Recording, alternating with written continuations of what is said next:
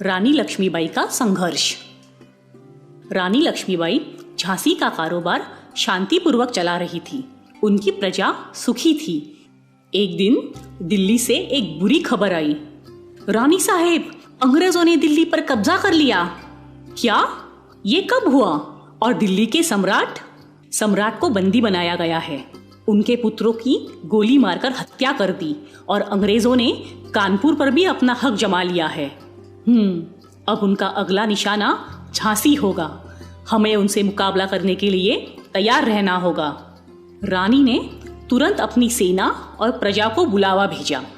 अपनी झांसी खतरे में है और मैं जानना चाहती हूँ कि आप लोग मेरे साथ हैं? आप लोग झांसी के लिए लड़ोगे? हम लड़ने के लिए तैयार है। रानी लक्ष्मीबाई की जय हो। मैं चाहती हूँ झांसी की महिलाएं भी इस लड़ाई में शामिल हो। रानी साहेब, हम आपकी मदद किस प्रकार कर सकते हैं? आपको युद्ध कला सीखनी होगी, जैसे कि घुड़सवारी, गोलीबारी और लड़ाई में जख्मी लोगों की सेवा करनी होगी। रानी साहेब, हम सब सीखने के लिए तैयार है। आपके जैसी निडर शासक के राज में हमारी विजय निश्चित है। झांसी पर कोई कब्जा नहीं कर सकता। रानी लक्ष्मीबाई की जय हो। रानी साहिब, अंग्रेजों ने राहतगढ़ और बनपट पर भी कब्जा कर लिया है। बस अब कुछ हफ्तों की बात है, वो झांसी पर हमला बोल देंगे। हमें सतर्क रहना होगा।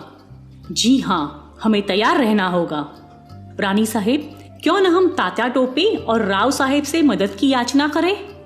जी हाँ, तात्या टोपे जी ने अंग्रेजों के खास दोस्त पन्ना और चरखरियों पर हमला बोल दिया है, पर फिर भी अंग्रेजों ने झांसी पर आक्रमण करने की ठान ली है। उन्हें जो करना है करने दीजिए। हम उन्हें सही जवाब देंगे। विजय हमारी होगी और अगर लड़ाई में शहीद हुए तो भी नाम हमारा ही होगा।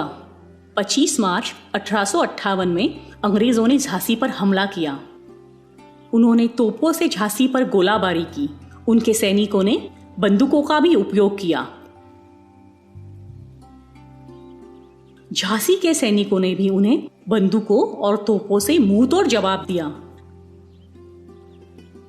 लगातार 5 दिन और 5 रातों तक अंग्रेजों की तोपें और बंदूकें झांसी के किले पर बरस रही थी। झांसी वासियों ने उनका जमकर मुकाबला किया। रानी साहेब, एक बुरी खबर है। क्या हुआ? जल्दी बताइए। हमारी मदद के लिए निकली हुई तात्या टोपे जी की फौज पराभूत हो गई है। लक्ष्मीबाई ने अपने सेना को हौसला दिया। हम हिम्मत और उम्मीद सदा बनाए रखेंगे। हम अंग्रेजी सेना का डटकर सामना करेंगे। अब तक आप लोगों ने जो बहादुरी दिखाई है उसे बरकरार रखिए। मुझे आपके सहारे की जरूरत है। आप और मैं मिलकर अंग्रेजों का सामना करेंगे और उनकी हार होगी। हम अपनी आखिरी सांस तक लड़ेंगे। विजय खींच लाएंगे। हम हार नहीं मानेंगे। रानी लक्ष्मीबाई की जय हो। लड़ाई लगातार चल रही थी। कोई बंदूक लेकर लड़ रहा था तो कोई तलवार लेकर। दोनों हार मानने के लिए तैयार नहीं थे।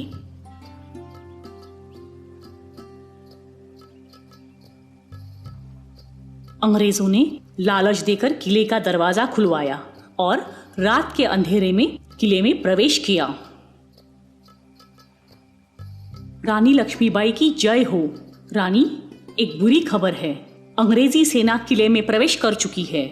नहीं, उन्होंने भले ही मेरा किला छीन लिया हो, पर मैं आत्मसमर्पण नहीं करूंगी। मैं आखिरी सांस तक लड़ूंगी। इस बार रानी लक्ष्मीबाई ने स्वयं सेना का नेतृत्व किया।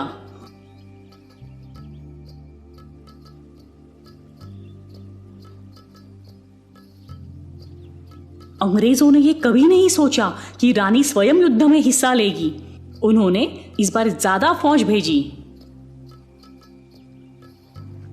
रानी साहेब, अंग्रेजों ने और सैनिक भेजे हैं। हमें तुरंत यहाँ से निकलना होगा। मैं अपनी आखिरी सांस तक किले में रहूंगी। जिन्हें मेरे साथ रहना है वो रुक सकते हैं। जिन्हें जाना है वो जा सकते हैं। रानी साहेब, मेरी विनती मान लीजिए। हमें शहर छोड़कर तुरंत निकलना होगा।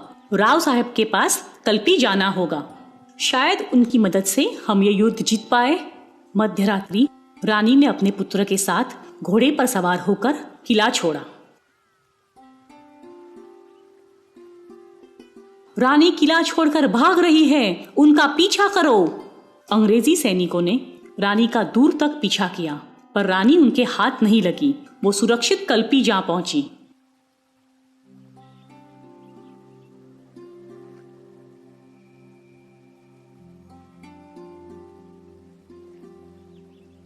मेरे नीडर योद्धा, आपका स्वागत है। मैंने सुना है कि अब अंग्रेजी फौजें कल्पी पर हमला करने वाली है। इस युद्ध को जीतने के लिए मुझे आपके योगदान की जरूरत है। हम एक साथ उनका मुकाबला करेंगे। मुकाबला करते हुए मैं शहीद हुई तो मुझे खुशी होगी। अब हम कूच जाकर उनका समाचार लेंगे। अच्छी योजना है। इस बार हम खुले में उनका मुकाबला करेंगे। रानी लक्ष्मीबाई और राव साहब की फौजें कूच की तरफ निकल पड़ी। दोनों तरफ की फौजों में भयंकर युद्ध हुआ। दुर्भाग्य से राव साहब की सेना युद्ध हार गई। हम हार चुके हैं। अब कोई उम्मीद नहीं बची। आत्मसमर्पण में ही भलाई है। मुझे बचने का कोई और मार्ग नहीं दिखाई देता। राव साहब, उम्मीद मत हारिए। मैंने बांदा के नवाब से मदद मांगी है। उनकी सेना के साथ मिलकर हम दोबारा आक्रमण करेंगे। धीरज रखिए, जीत हमारी ही होगी। रानी लक्ष्मीबाई अपने पुत्र को पीठ से बांधकर नवाब की सेना के साथ लड़ाई में कूद गई।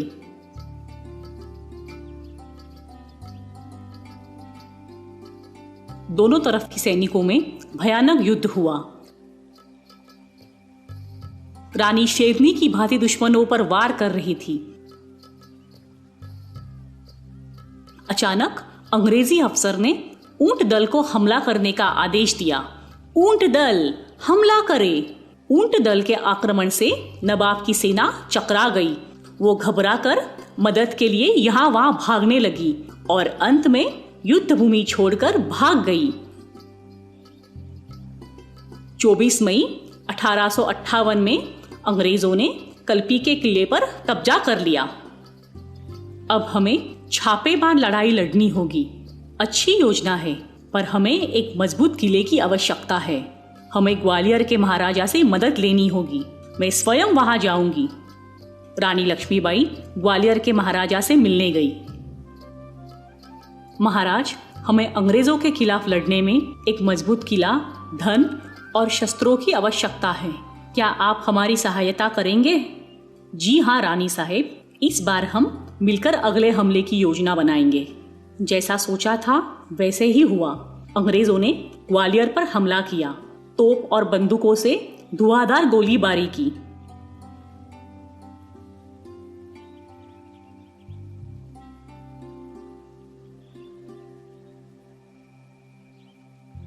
रानी ने जीतने की ठान ली। वो दुश्मनों पर टूट पड़ी। युद्ध करते समय रानी तलवार की वार से बुरी तरह जख्मी हुई। राव साहेब और उनके आदमी रानी को सुरक्षित स्थान पर ले गए। रानी के आखिरी शब्द थे, लड़ाई शुरू रखिए, आजादी करीब है। धीरज रखिए, अपनी सेना को प्रोत्साहित कीजिए, हिम्मत मत हारिए। 18 जून 1858 में रानी का देहांत हुआ। तब वो केवल 29 साल की थी। झांसी की रानी ने अपनी साहसी और लड़ाकू भाव से स्वतंत्रता जंग की जोत लोगों में सदा जागृत रखी।